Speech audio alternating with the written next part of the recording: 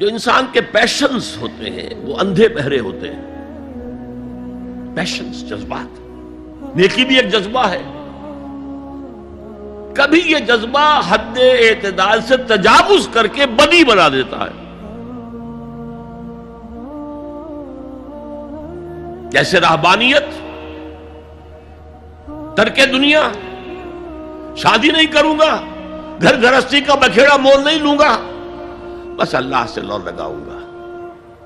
ظاہر بات ہے جس نے بھی فیصلہ کیا نیکی کے جذبے کے تحت کیا نا، لیکن اس کا جو نتیجہ نکلا اکثر و بیشتر پھر حرام کاری ہوئی. آپ عیسائیت کی جو ہے ہسٹری آف کرسچین موناسٹسزم اس کا مطالعہ کیجئے. انہوں نے خود لکھا ہے کہ بظاہر راہب خانے ہیں، راہب اور راہبائیں رہتی ہیں، اور ان کے تہخانوں میں حرامی بچوں کے قبرستان ہو جاتے تھے. یہ نیکی کے جذبے نے بدی کو جنم دیا ہے. حضور کے ساتھ ایسا ہوا. 3 اشخاص آئے، انہوں نے حضور کی ازواج مطہرات سے معلوم کیا آپ رات کو کتنا وقت نماز میں لگاتے ہیں،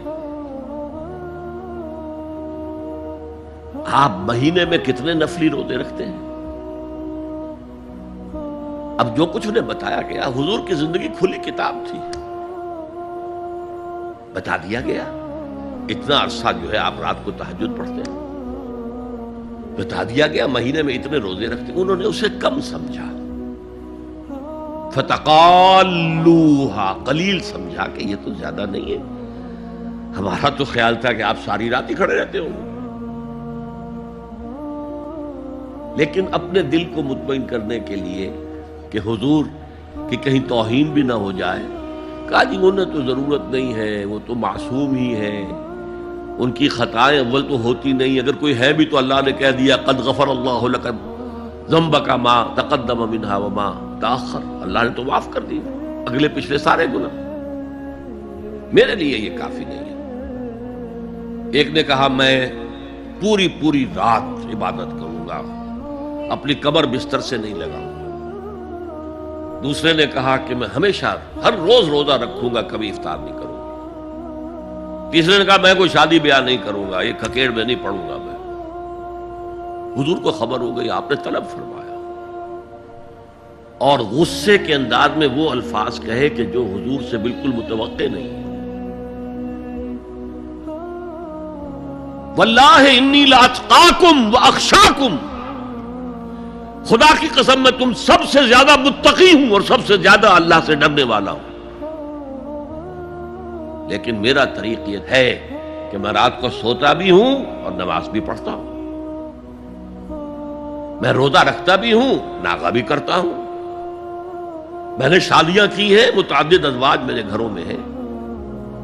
فمن رغب عن سنتی فلیس منی، جو بھی میری سنت سے ہٹا وہ مجھ میں سے نہیں ہے، میرا امت ہی نہیں ہے. تو نیکی کا جذبہ بھی حد اعتدال سے تجاوز کر کے بدی کو جنم دے سکتا ہے. ایک صحابی، نوجوان صحابہ میں سے عبداللہ ابن عمرو ابن العاص، عجیب یہ بات ہے کہ باپ جو ہے بہت بڑا سیاستدان، بہت بڑا جری سپہ سالار، بہت بڑا حکمران، حضرت عمرو بن العاص، بیٹا نہایت زاہد و عابد، مرتاس، زاہد مرتاس، ساری رات کھڑے ہیں، بستر سے کمر ہی نہیں لگائی، ہر روز روزے سے ہیں. یہ خبر دی گئی حضور کو تو آپ نے طلب فرمایا یا عبداللہ اولم اخبر انک تقوم اللیل وتصوم النہار، اے عبداللہ مجھے یہ خبر نہیں دی گئی ہے، یعنی یہ بات جو ہے صحیح ہے کہ نہیں کہ تم ساری رات عبادت کرتے ہو، ہر روز روزہ رکھتے ہو؟ کیا کہہ سکتے تھے؟ بلا یا رسول اللہ، حضور ایسا تو ہے. فرمایا لا تفعل، ہرگز ایسا مت کرو. فإن لزوجك عليك حقا وإن لزورك عليك حقا بل إن لنفسك عليك حقا. تمہارے نفس کے بھی تم پر حقوق ہیں، تمہاری بیوی کے بھی تم پر حقوق ہیں۔ ان کی زوجہ سے کسی نے پوچھا تھا تم ہمیشہ میلی کچیلی رہتی ہو، کبھی ہم نے تمہیں کسی اچھے لباس میں کسی کوئی جسے سنگھار کہہ دیتے کہ یہ بھی نہیں دیکھا؟ تو ان کا کہ مجھے کیا غرض ہے، تمہارے بھائی کو تو مجھ سے کوئی غرض ہے ہی نہیں، میں کس کے لیے بناؤ سنگھار کروں؟ یہ بھی الفاظ آتے ہیں۔ فرمایا ہرگز مت کرو۔ میں تو کرتا ہوں، میں روزے بھی رکھتا ہوں لیکن نہیں بھی رکھتا، میں نماز پڑھتا ہوں لیکن سوتا بھی، میری بیویاں ہیں متعدد، تو میری سنت اگر تم نے چھوڑ دی تو تمہارا مجھ سے کوئی تعلق نہیں ہوگا۔ اس کا مطلب کیا ہوا؟ تو سم اپ، نیکی کا ایک ماڈل بھی سامنے رہنا چاہیے جس میں توازن ہو، اعتدال۔ انبیاء وہ توازن پیش کرتے ہیں اپنے کردار اور شخصیت کے ذریعے سے۔ وہ جو فرمایا گیا لَقَدْ كَانَ لَكُمْ فِي رَسُولِ اللَّهِ أُسْوَةٌ حَسَنَةٌ، تمہارے لیے اللہ کے رسول کی شخصیت میں ایک اچھا نمونہ ہے۔ یہ نمونہ معتدل ہے، متوازن ہے۔ حضرت عائشہ فرماتی ہیں حضور ہمارے مابین تشریف فرما ہوتے تھے، پیار اور محبت کی باتیں بھی ہوتی تھیں۔ حضور ہمارے ہاں کے جو ذرا زیادہ دیندار، جنہیں زیادہ مسالہ لگ جاتا ہے، وہ کرخت مزاج کے گھروں میں بھی معلوم ہوا داخل کیا ہوا قیامت آ گئی ہے، تو اس طرح کا نہیں تھا معاملہ، اپنی بیویوں کی دل جوئی، ان سے محبت اور پیار کی باتیں۔ لیکن حضرت عائشہ فرماتی ہے کہ ہمارے درمیان بیٹھے ہوتے تھے اور پیار و محبت کی گفتگو ہو رہی ہوتی تھی، اذان کی آواز آتے ہی ایسے ہی اٹھ کر چل دیتے تھے جیسے ہمیں جانتے بھی نہیں کہ ہم کون ہیں۔ یہ توازن پیدا کرو، ترک دنیا نہیں، دنیا میں رہو اور پھر وہ کردار پیش کرو جو محمد نے پیش کیا صلی اللہ علیہ وسلم اور آپ کے صحابہ نے پیش کیا۔ دنیا میں رہتے ہوئے ترک دنیا، ترک دنیا اس معنی میں دنیا مقصود نہ بن جائے، مطلوب نہ بن جائے۔ لا مقصود الا اللہ، لا مطلوب الا اللہ، لا محبوب الا اللہ۔ تو یہ ہے اس نیکی کی بحث میں ایمان بالرسالت کا معاملہ۔ اب آگے چلتے ہیں۔ وَآتَ الْمَالَ عَلَىٰ حُبِّهِ، اور دیتا ہے وہ اپنا مال، یا دیا اس نے اپنا مال اس مال کی محبت کے باوجود، علی الرغم۔ جن حضرات نے ترجمہ کیا ہے کہ اللہ کی محبت کی وجہ سے ہی اللہ کی محبت میں وہ مال دیتے ہیں، یہ غلط ہے۔ جو بحث ہو چکی ہے، موٹیویشن تو ان کی درست ہو گئی، ایمان باللہ، ایمان بالآخرہ سے، اب آگے اس کے تکرار کی ضرورت نہیں ہے۔ اور عربی میں کسی کی محبت میں کوئی شے آئے تو فی یا لام آئے گا، علی آتا ہے مخالفت کے لیے، علی الرغم۔ مال محبوب ہے، کس کو نہیں ہے؟ زُيِّنَ لِلنَّاسِ حُبُّ الشَّهَوَاتِ مِنَ النِّسَاءِ وَالْبَنِينَ وَالْقَنَاطِيرِ الْمُقَنطَرَةِ مِنَ الذَّهَبِ وَالْفِضَّةِ وَالْخَيْلِ الْمُسَوَّمَةِ وَالْأَنْعَامِ وَالْحَرْثِ۔ انسان کی سرشت کو اللہ سے زیادہ جاننے والا کون ہے؟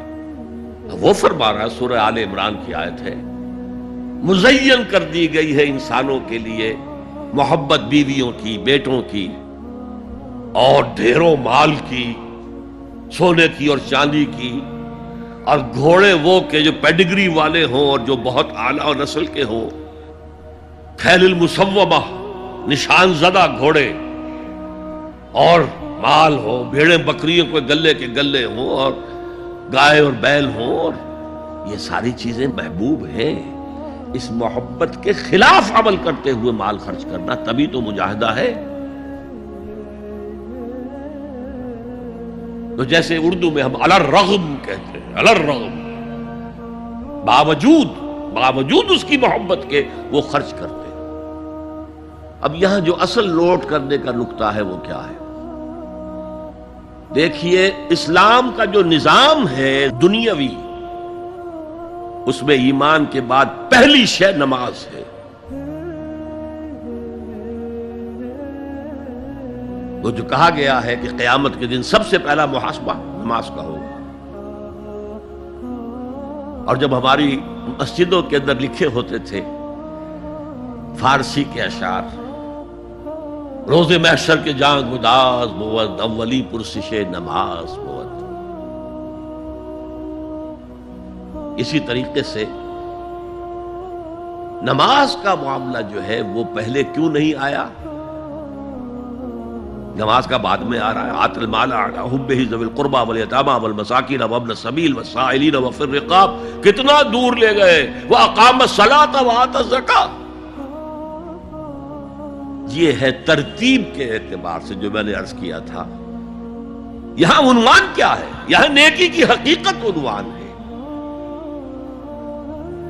اس کی روح ایمان ہے،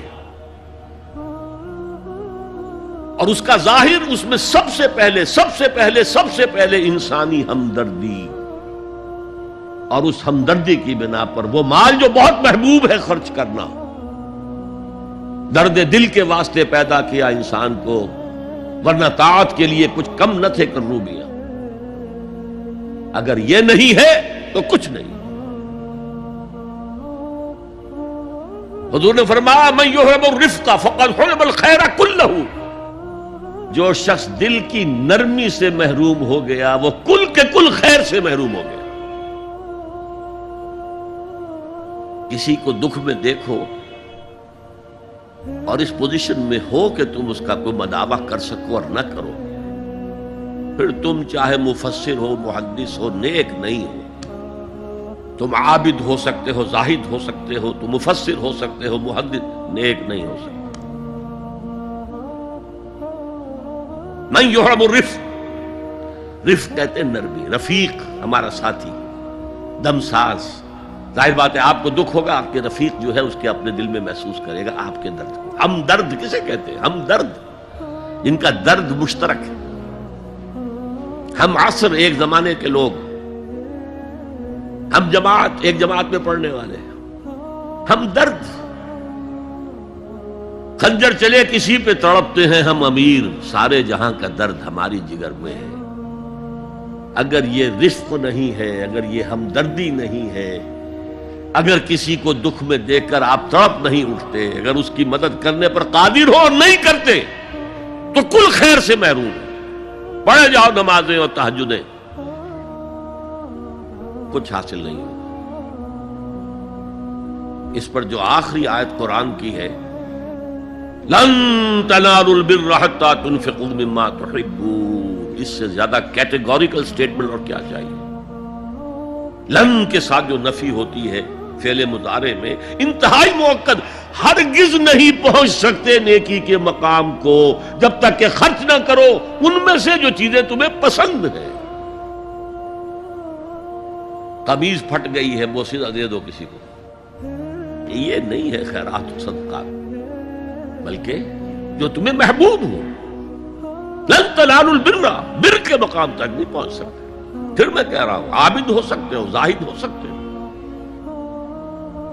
علم کا معاملہ ہے، محدث ہو سکتے ہو، مفسر ہو سکتے ہو، فقیہ ہو سکتے ہو، مفتی ہو سکتے ہو، سب کچھ ہو سکتے ہو، قرآن مجید کی روح سے نیک نہیں کہلا سکتے۔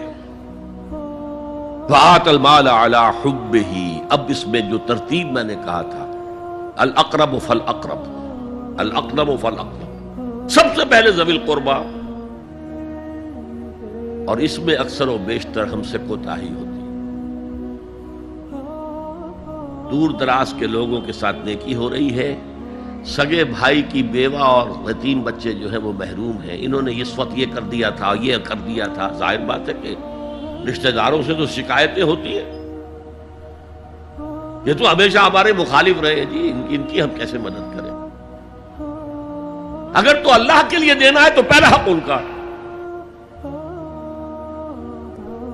من احب للہ وابغض للہ واعطى للہ ومنع للہ، اللہ کے لیے دیا ہے اگر تو اپنے اس نفس کے جو انتقام کا جذبہ ہے اس کو کچلو، اور جس کا سب سے پہلا حق ہے اس کو پہنچاؤ۔ حق بحقدار رسید، ذوی القربى والیتامى، جو بے سہارا رہ گئے، باپ کا سایہ نہ رہا، والمساکین، مساکین کسے کہتے ہیں؟ مسکنت کہتے ہیں کم ہمتی۔ آپ کو معلوم ہے آج کل ایک مرض کہلاتا ہے نیورستھینیا، آدمی دیکھنے میں ہٹا کٹا ہے، صحت مند ہے، لیکن اندر سے اس کی کوئی ہمت ایسے جواب دے گئی ہے کچھ کر ہی نہیں سکتا، وہ ہے مسکین۔ اسی لیے جو فرمایا گیا یہودیوں کے لیے ضربت علیہم الذلۃ والمسکنہ، ذلت کے معنی بھی کمزوری اور مسکنت کم ہمتی، ہمت ختم ہو گئی۔ تو جو اپنے پاؤں پر نہیں کھڑا رہ سکتا اس وجہ سے کہ اس میں وہ ہمت کم ہو گئی ہے، وہ بھی مستحق ہے۔ وابن السبیل اور مسافر، پرانے زمانے میں آپ کو معلوم ہے نہ سرائیں تھیں، نہ کچھ اور تھا، نہ ہوٹل تھے، پھر اگر کہیں راستے میں چوری ہو گئی، ڈاکہ پڑ گیا، تو آدمی جو ہے گھر میں خود ہے، کفیل ہے، اچھا ہے۔ اس وقت کی حالت ایسی ہو گئی۔ ہمارے ہاں بیگرز نے اسی کو ایک بہت بڑا بہانہ بنایا ہوا، جی میں آیا تھا وہاں سے اور یہاں سے اور میری جیب کٹ گئی، سب کچھ چلا گیا، اب مجھے واپس جانے کے لیے کرایہ چاہیے۔ اکثر و بیشتر جھوٹے کیسز ہوتے ہیں۔ اگر آپ کسی کو پکڑ لیں اور ساتھ لے کر کہیں تحقیق کراؤ تو وہ بھاگ جائے گا، پھر نہیں آئے گا اس مسجد میں۔ لیکن یہ کہ ابن السبیل یہ بھی ایک کھاتا ہے۔ والسائلین، یہ ذرا تفصیل طلب معاملہ ہے۔ اسلام کی تعلیم بڑی متوازن ہے۔ ایک طرف سوال کی مذمت ہے، مت اپنا دستے سوال دراز کرو کسی کے سامنے۔ جو شخص ہاتھ پھیلاتا ہے مانگنے کے لیے، وہ اپنی عزت نفس کو ہتھیلی پر رکھ کر آپ کے سامنے پیش کر رہا ہے، اور آپ ٹھوکر مار دیتے ہیں اس کی عزت نفس کو۔ مانگو اللہ سے، اللہ کسی کے دل میں ڈالے تمہاری ضرورت پوری کر سکتا ہے، بغیر اس کے کہ تم کسی کے سامنے دستے سوال دراز کرو۔ تو سخت مذمت ہے، اور خاص طور پر بیگری جو ایک انسٹیٹیوشن بن گیا ہے، ایک پیشہ بن گیا ہے، وہ تو اسلام کی تعلیمات کے منافی ہے۔ اور جس طرح کی ہم خیرات بانٹتے ہیں، 5 روپے کا نوٹ دے رہے ہیں مانگنے والوں کو مسجدوں کے باہر، سمجھ رہے ہیں ہم نے حاتم طائی کی خبر کو لات مار دی، حالانکہ حقیقت میں آپ انسٹیٹیوشن آف بیگری کو سپورٹ کر رہے ہیں۔ کسی ایک کو لے لو، آؤ چلو مجھے اپنا گھر دکھاؤ، مجھے بتاؤ تم واقعی اس قابل ہو یا نہیں ہو، اور پھر اس کی مدد کریں، لمسم کریں۔ پھر وہ 5 روپے نہیں، ایسی دیں کہ وہ کچھ اپنے پاؤں پر کھڑا ہو سکے۔ میں نے 1 روپیہ نہیں کہا، کہ 1 روپیہ تو اب کوئی شے نہیں رہی، لیکن یہ کہ 5 روپے کا نوٹ بھی آپ نے تقسیم کرنے شروع کر دیے، یہ کیا ہے؟ والسائلین وفی الرقاب، لیکن دوسری طرف سائل کو جھڑکنا نہیں ہے۔ ولا اما سائل فلا تنہر، جھڑکو نہیں۔ اچھا بھائی نہیں، معاف کرو، میرے پاس اس وقت آپ کی مدد کے لیے کچھ نہیں ہے، میں کچھ نہیں کر سکتا۔ تو ان دونوں کے درمیان اصل میں معاملہ ہونا چاہیے، بلکہ یہاں تک بھی فرمایا سائل کو ضرور دو، چاہے وہ گھوڑے پر سوار ہو کر تمہارے دروازے پہ آیا۔ کیا پتا اس کی واقعی الجھن کیا ہے؟ تو سوال کی مذمت اور سائل کو جھڑکنے کی ممانعت، حتی الامکان خالی ہاتھ نہ لوٹاؤ۔ اس نے اپنی عزت نفس اپنی ہتھیلی پر رکھ کر تمہاری سامنے پیش کر دیا، اسے ٹھوکر نہ مارو۔ لیکن جیسا کہ میں نے عرض کیا، یہ انسٹیٹیوشن آف بیگری جو ہے یہ ایک علیحدہ شے ہے، بالکل اس کا اس سے کوئی تعلق نہ سمجھیے۔ وفی الرقاب، رقاب جمع ہے رقبہ، گردن۔ فک رقبۃ او اطعام فی یوم ذی مسغبۃ یتیما ذا مقربۃ او مسکینا ذا متربہ۔ فک رقبۃ، کسی کی گردن چھڑا دینا۔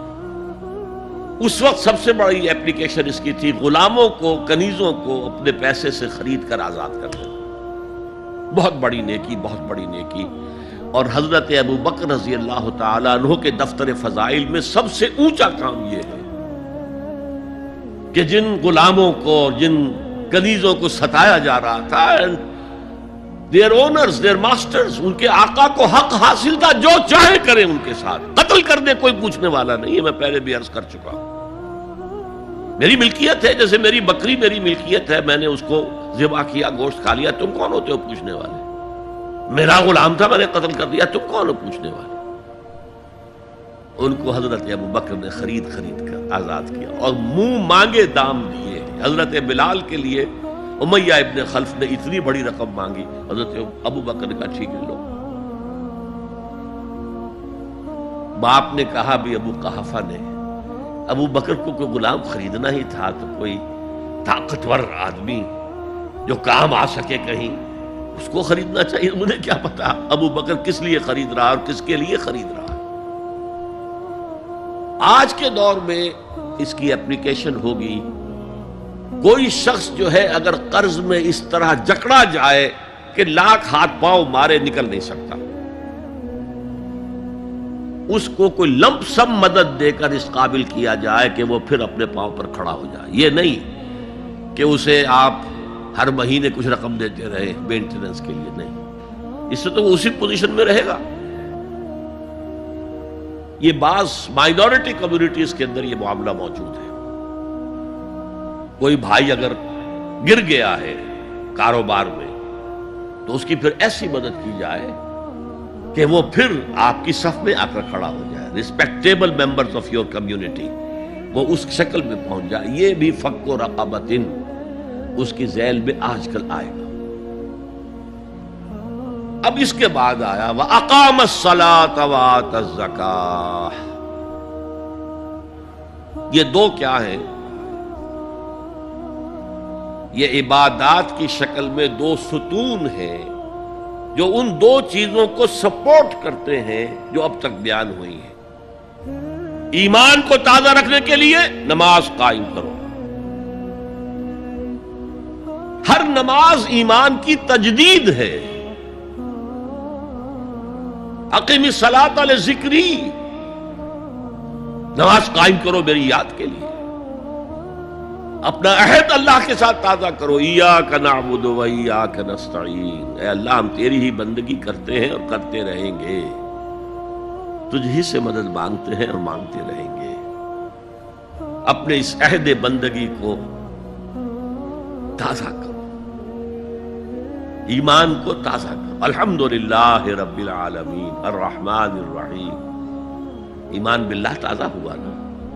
مالک یوم الدین، ایمان بالآخرہ تازہ ہو گیا۔ یہ ہے ایمان کو قائم رکھنے کے لیے، نیکی کی اس روح کو برقرار رکھنے کے لیے اللہ تعالیٰ کی طرف سے یہ ستون ہے۔ الصلاۃ عماد الدین، دین کا ستون ہے یہ نماز۔ اس بحث میں اس کا مقصد کیا ہے وہ میں نے بیان کر دیا، بعد میں کیوں آ رہا ہے، یعنی کہ اصل شے ہے ایمان، اور ایمان کو سپورٹ کرنے والا ستون ہے نماز۔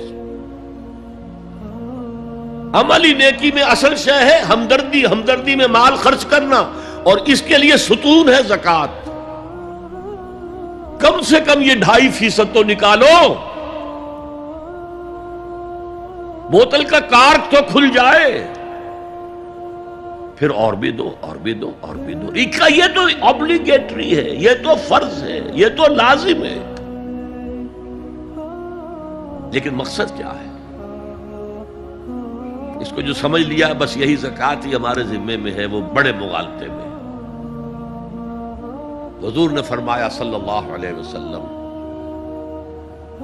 ان فی المال حقا سوی الزکوٰۃ، اے مسلمانوں یہ نہ سمجھنا کہ بس زکوٰۃ ادا کر دی تو تمہارے مال کا سارا حق ادا ہو گیا۔ ان فی المال حقا سوی الزکوٰۃ، تمہارے اموال میں حق ہے اللہ کا زکوٰۃ کے علاوہ بھی۔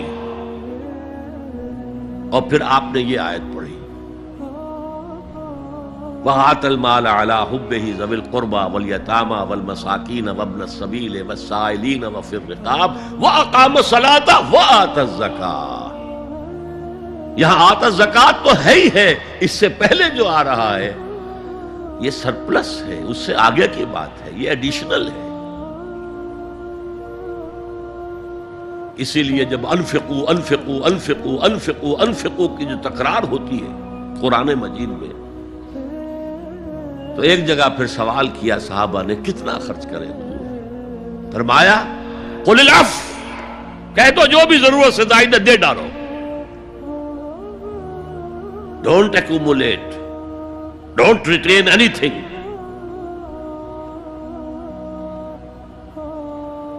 ایک بات آپ سے کہوں، آپ کچھ چونک جائیں گے.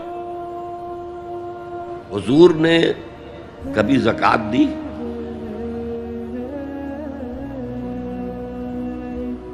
کبھی نصاب کے بقدر پیسہ آپ کے پاس جمع ہوا کہ آپ پر زکوٰۃ واجب ہوتی؟ ایسی عجیب بات ہے. ارکان دین میں سے ایک رکن سرے سے غائب. کبھی آپ نے مال رکھا ہی نہیں. حضور کا اسوہ ہم جانتے ہیں، مسواک کر لی ہے، پانچے جو ہے ٹخنے سے اوپر کر لیے ہیں، یہ اسوہ ہے. ہاں ہے، یہ بھی ہے، ٹھیک ہے، سنت ہے. اسوہ تو یہ ہے.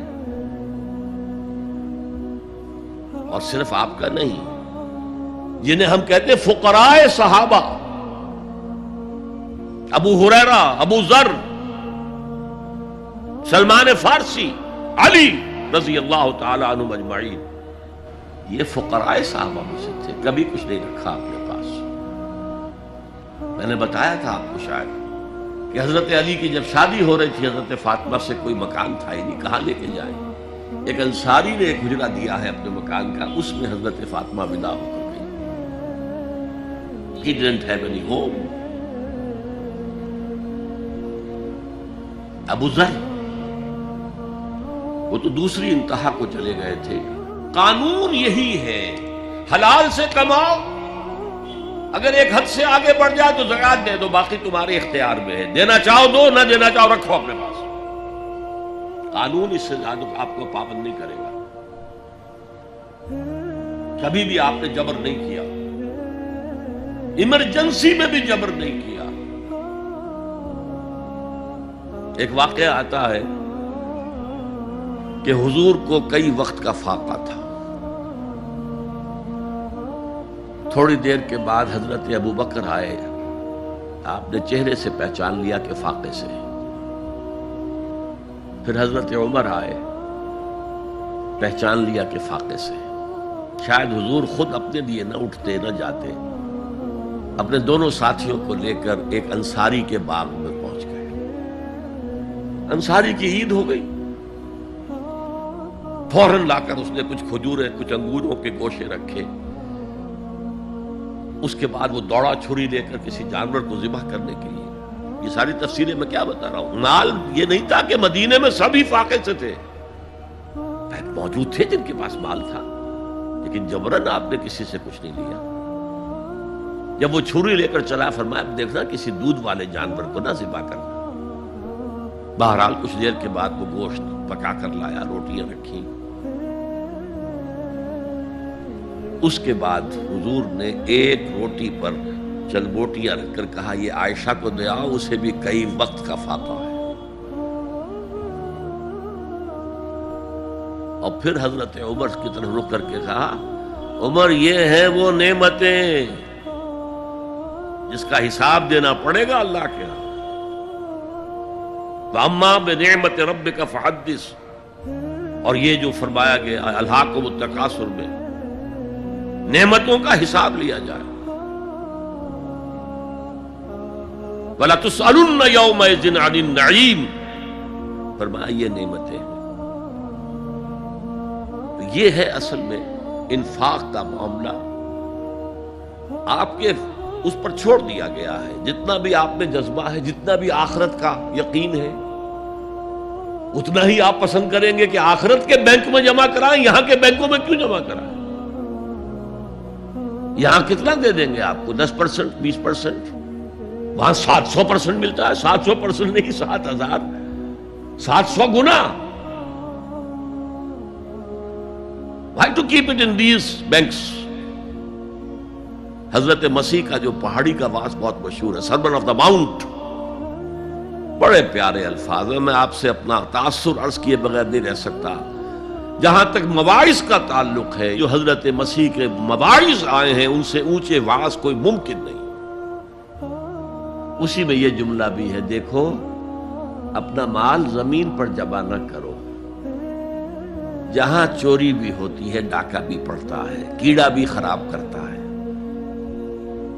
آسمان پر جمع کرو جہاں نہ چوری کا اندیشہ، نہ ڈاکے کا خوف، نہ کیڑا خراب کر سکے۔ اس لیے کہ میں تم سے سچ کہتا ہوں کہ جہاں تمہارا مال ہوگا وہیں تمہارا دل ہوگا۔ مال یہاں ہوگا تو دل اٹکا ہوا ہوگا، اور فرشتے اس طرح گھسیٹ کر کھینچیں گے آپ کی جان کو جیسے کہ سیخ پر سے کباب کھینچا جاتا ہے۔ اور اگر دل وہاں لگا ہوا ہے جس کے لاکھوں کروڑوں ڈالر سوئس بینکس میں جمع ہے، اسے کہا جائے نکل جاؤ پاکستان سے، اسے کوئی تکلیف ہوگی؟ نکل جاؤ فلاں ملک سے، ملک بدل کرتے تو کیا تکلیف؟ میرے بینک کے اندر پیسے ہیں۔ البتہ جس کا باہر کچھ نہ ہو اسے اگر یہ دی جائے سزا تو اس کی تو جان پر بن جائے گی۔ تو یہ ہے انفاق کا معاملہ۔ اس میں یہ دو جو ہے، ایک قانونی سطح ہے، قانونی سطح یہ کہ حلال ذریعہ حرام نہ ہو، سود نہ ہو، جوا نہ ہو، فحاشی کو ذریعہ نہ بنایا جائے، منشیات کو ذریعہ نہ بنایا جائے کمائی کا، اور جو بھی آپ کے پاس ہے آپ نصاب کی سطح کے اوپر آ گئے تو 2.5% زکوٰۃ دے دو۔ قانون اس سے آگے آپ سے مطالبہ نہیں کرے گا، اگرچہ فقہا نے یہ فتویٰ دیا ہے کہ اگر کسی وقت جو فقراء ہیں ان کی ضرورتیں زکوٰۃ سے پوری نہ ہو سکے تو اس وقت کا امام، اس وقت کا خلیفہ وہ زبردستی بھی امراء کے مال میں سے مزید دے سکتا ہے زکوٰۃ کے علاوہ۔ لیکن کمال یہ ہے محمد رسول اللہ صلی اللہ علیہ وسلم کا کہ نہایت جان اصل تحریک جو تھی، انقلابی تحریک، اس میں بھی کبھی آپ نے جبر سے کام نہیں کیا۔ یہ آپ کی چوائس پر ہے،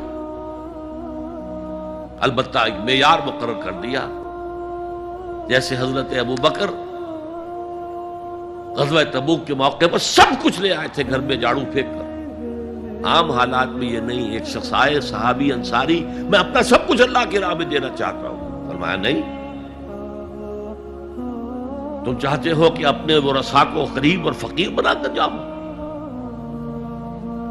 اس نے کہا اچھا میں آدھا نہیں، آدھا بھی بہت ہے۔ فرمایا تہائی دیتا ہوں؟ فرمایا ہاں تہائی کافی ہے، وَالثُلُثُ کثیر، اور ثلث بھی بہت ہے۔ اور یہی قانون ہے وراثت کا، آپ ثلث سے زیادہ، 1/3 سے زیادہ کی وصیت نہیں کر سکتے۔ 2/3 مال جو ہے کم سے کم وہ صرف قانون وراثت کے مطابق تقسیم ہو، اور کسی وارث کے لیے وصیت نہیں کر سکتے۔ ایک بیٹے کو اس کا حصہ بھی مل جائے اور پھر مزید جو ہے وصیت نہیں، وارث کے لیے لا وصیت لوارث۔ تو یہ ہے زکوٰۃ، در حقیقت اس جذبہ انفاق کو سپورٹ دینے والی شے۔ کم سے کم یہ تو دو،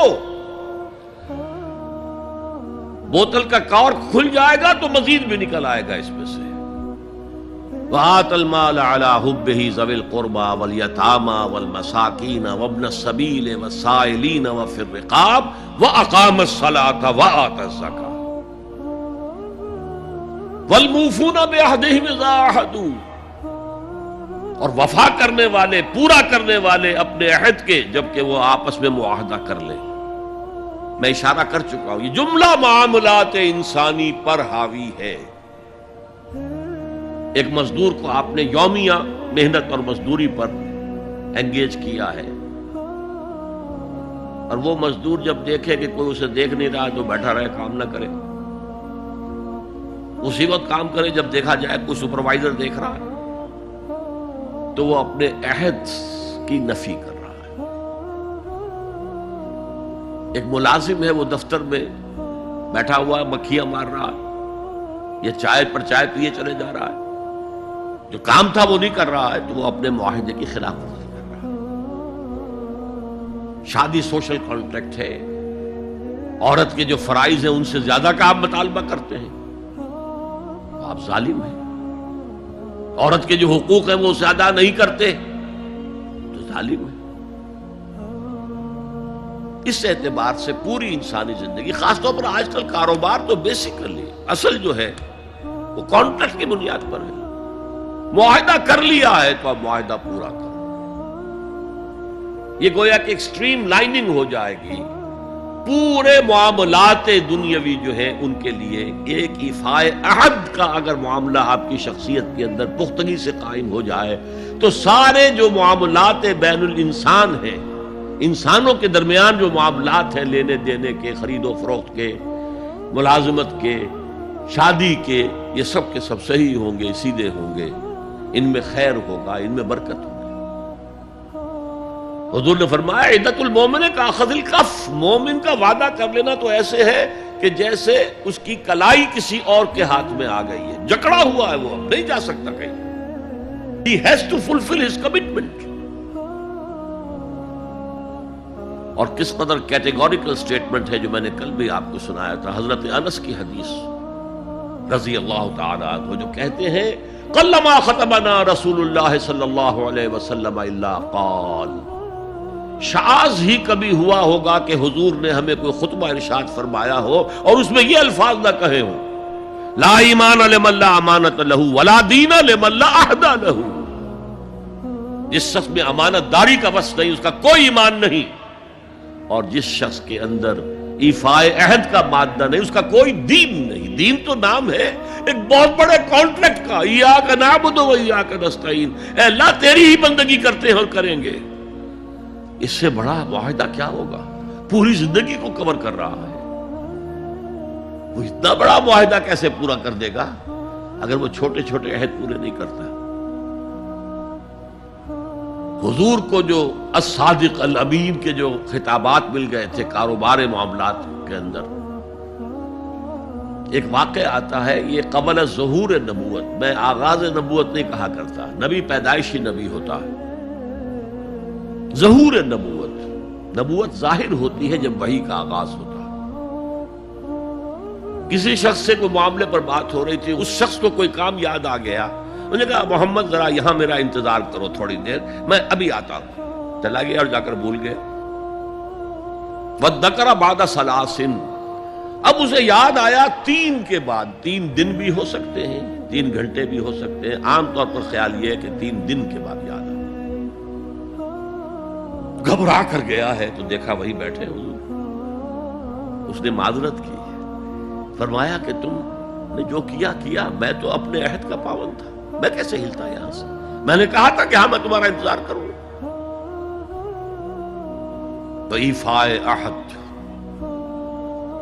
یہ گویا کہ معاملات، میں نے کہا تھا نا کہ عمل کے یہاں پر 3 بڑی بڑی شاخیں آ گئی.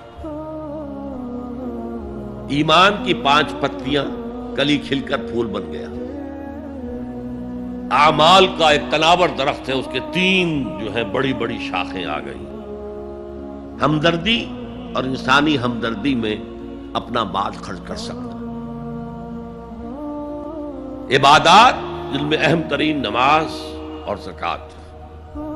معاملات جن کے اعتبار سے صرف ایک شے کافی ہے، ایفائے عہد. یہاں آپ دیکھیں گے کہ سورۃ العصر کی تیسری شے کا ذکر نہیں ہے، الا الذین آمنوا، اس کا یہاں ذکر آ گیا. ولکن البر من آمن باللہ والیوم الآخر والملائکۃ والکتاب والنبیین وعملوا الصالحات.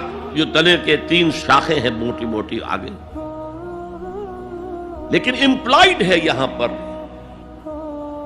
جیسے میں نے عرض کیا تھا کہ اگر ترجمے میں اضافہ کیا گیا صبر حق و باطل کی جنگ کے وقت،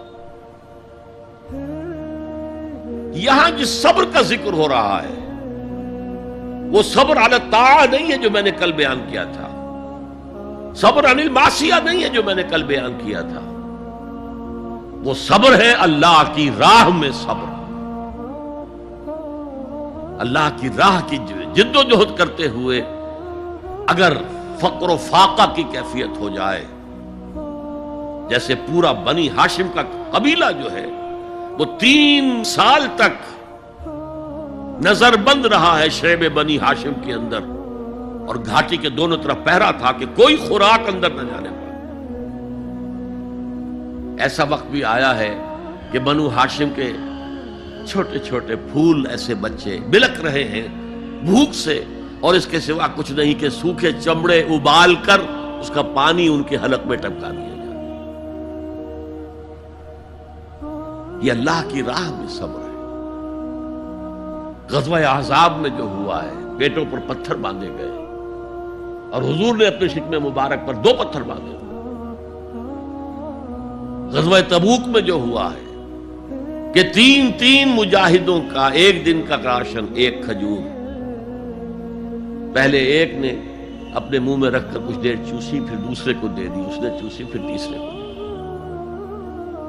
تو اس لیے والصابرین، اور یہ میں عرض کر چکا ہوں، یہ مفعول کی حیثیت کیوں آیا؟ خاص طور پر ایمفیسائز کرنے کے لیے۔ صابرون نہیں آیا، والصابرین، اخص بذکر الصابرین۔ اور اصل میں نیکی جو ہے اس کا معیار تو وہ ہے حق کے لیے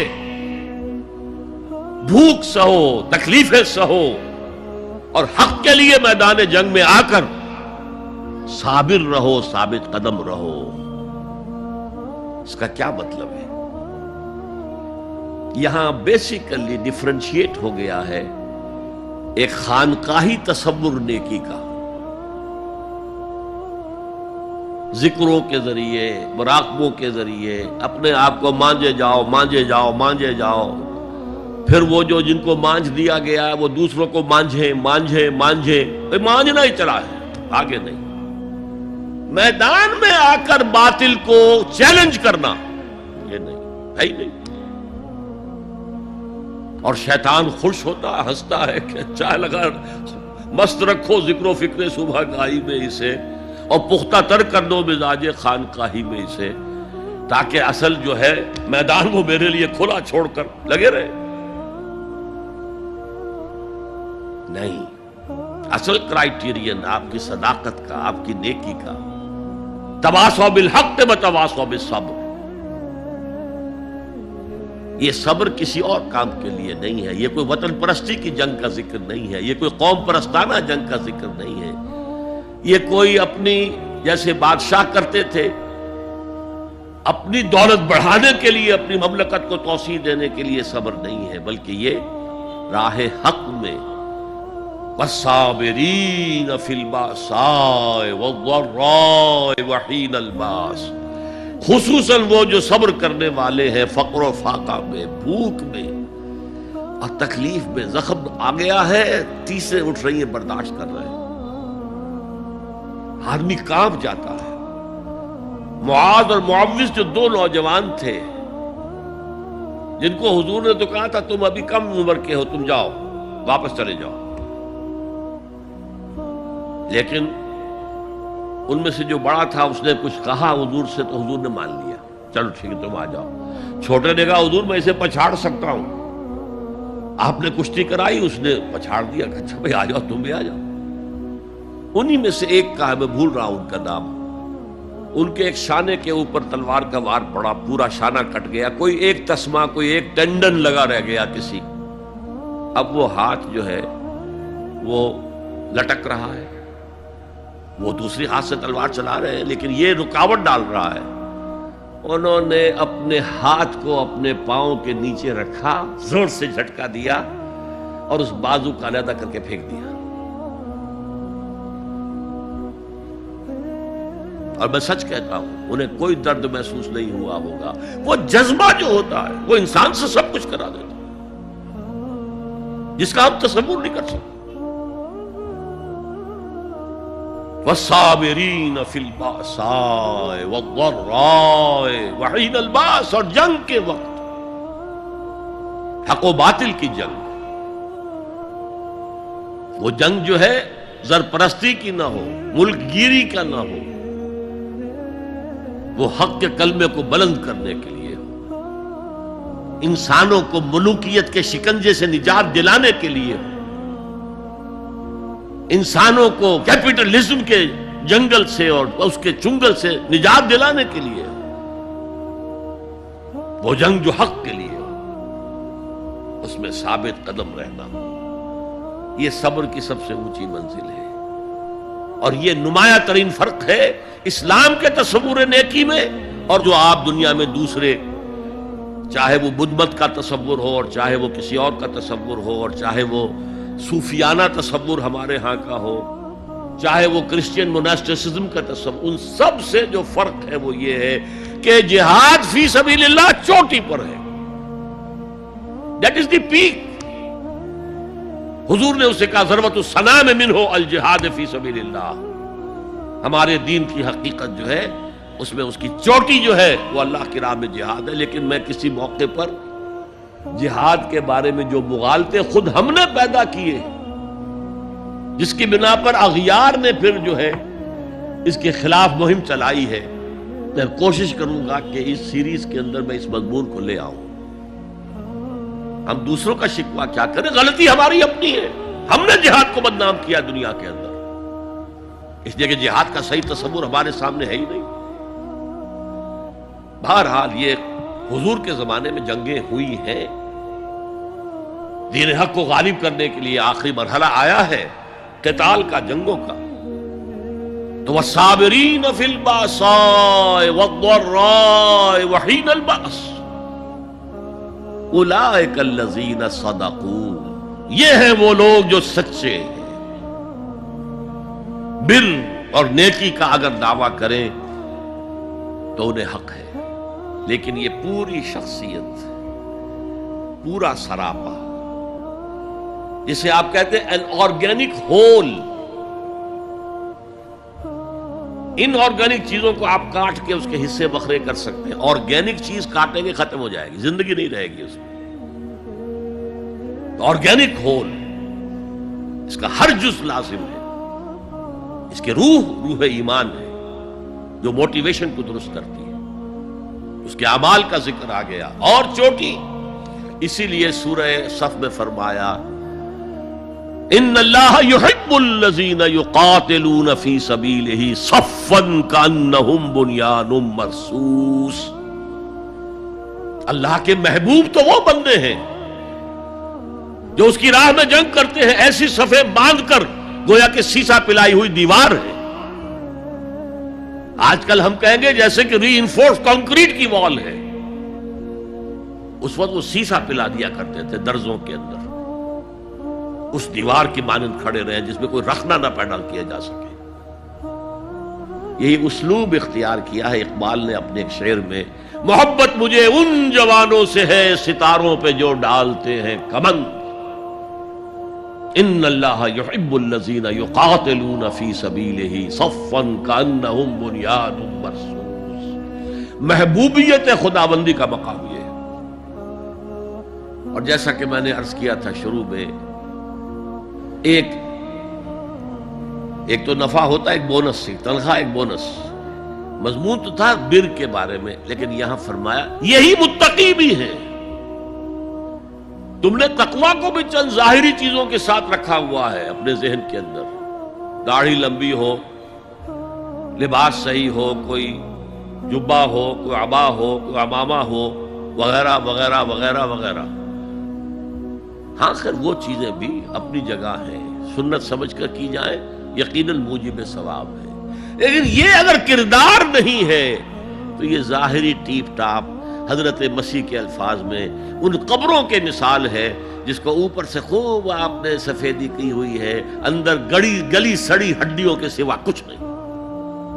اگر یہ نہیں تو بابا پھر سب کہانیاں ہیں، پھر تقویٰ اور نیکی جو ہے اس کا نام لینا بھی درست نہیں ہے۔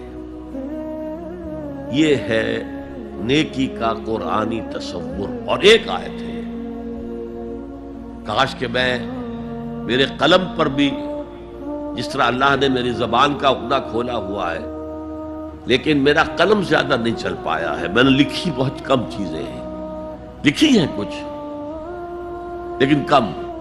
میرا میڈیم جو رہا ہے وہ سپوکن ورڈ ہے، اور ایک اعتبار سے میں اس پر خوش بھی ہوں، اس لیے کہ حضور صلی اللہ علیہ وسلم کا میڈیم صرف سپوکن ورڈ تھا، آپ لکھنا پڑھنا تو جانتے ہی نہیں تھے۔ لیکن بہرحال میں اس کے لیے جسٹیفائی نہیں کر رہا، بس میری کمزوری ہے۔ اگر وہ قلم کھلا ہوتا تو میں اس پر ایک پوری کتاب لکھتا، اخلاقیات قرآنی کے موضوع پر۔ یہ ہے سٹینڈرڈ، یہ ہے شخصیت، یہ ہے سراپا، یہ ہے وہ کردار جو از روئے قرآن نیک ہے۔ اللہ تعالی ہم سب کو اس معیار پر پورا اترنے کی توفیق عطا فرمائے۔ اقول قولی ھذا واستغفر اللہ لی ولکم ولسائر المسلمین والمسلمات۔ الحمدللہ ڈاکٹر صاحب، آپ کی تقریر نے نیکی کا یقیناً واضح تصور ہمارے ذہن میں قرآن کے پس منظر میں قائم کر دیا ہے۔ اب میں براہ راست سوالوں کی طرف آ رہا ہوں۔ عبدالغنی صاحب پوچھتے ہیں، what about the good deeds and sacrifices of people like mother Teresa and others like Hare, would they amount to anything or save them on the day of Akhirah, assuming that their intention was service of God? No, the question is, why didn't she accept Muhammad sallallahu alaihi wasallam as the messenger of God? کوئی عصبیت تھی نا، کوئی اندر جو ہے تعصب تھا کہ نہیں؟ تو ہم بغیر ایمان کسی نیکی کو نیکی تسلیم نہیں کرتے۔ دوسرا سوال عظما میمن کا ہے، وہ پوچھتی ہیں، what about the scientist like Newton and Einstein who have done so many discoveries and inventions? Will their work and contribution, which is benefiting all mankind, will be considered as neki? میرا خیال ہے کہ میں جواب دے چکا ہوں پہلے ہی سوال کے ضمن میں، لیکن یہاں میں ضرورت محسوس کر رہا ہوں کہ جو بات میرے بیان میں رہ گئی ہے وہ میں واضح کر رہا ہوں۔ دیکھیے، ایک شخص اللہ پر، آخرت پر، رسالت پر یقین نہیں رکھتا، وہ نیکی کیوں کر رہا ہے؟ آخر کوئی نہ کوئی مقصد تو اس کے پیش نظر ہے۔ کوئی شہرت چاہتا ہے، کوئی دنیاوی فائدہ پیش نظر ہے، کوئی اسے اقتدار کی سیڑھی بنانا چاہتا ہے، کوئی نہ کوئی مقصد تو ہے۔ ہاں، ہم یہ نہیں کہتے جو اپنے وقت میں جو امت موسیٰ علیہ السلام تھے، ان کے لیے اللہ پر ایمان، آخرت پر ایمان اور موسیٰ پر ایمان کافی تھا، اس کے ساتھ نیکی ان کی قبول تھی۔ یہ حضرت عیسیٰ کے زمانے میں جو عیسیٰ پر ایمان رکھتا تھا اور جو یہودی حضرت عیسیٰ پر ایمان نہیں لایا، وہ تو بدبخت، اس کو سخت سزا کا مستحق۔ ایمانیات ثلاثہ جو ہمارے ہیں، اصولی طور پر سب سے اہم ایمان باللہ ہے، عملی اعتبار سے سب سے اہم ایمان بالآخرہ ہے، قانونی اعتبار سے سب سے اہم ایمان جو ہے ایمان بالرسالت ہے۔ اگر ایک شخص اللہ کو مانتا ہے، آخرت کو مانتا ہے، رسول کو نہیں مانتا ہے، اسے کافر